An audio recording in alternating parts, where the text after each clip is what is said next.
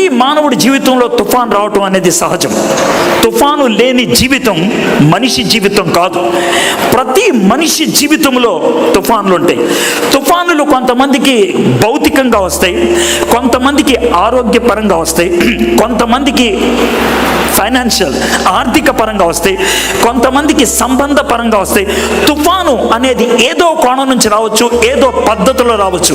ఇక్కడ ప్రస్తుతం కూర్చున్న మీరు అనేక మంది మీ జీవితంలో you are facing a typhoon, మీ యొక్క జీవితంలో you are facing a storm. మీ జీవితంలో ఒక తుఫాను ఉన్నది, మీ జీవితంలో ఒక భయంకరమైనటువంటి పరిస్థితి ఉంది. How can I face it, దీన్ని ఏ విధంగా ఎదుర్కోవాలి అనేటువంటి భయం మీకు ఉండవచ్చు.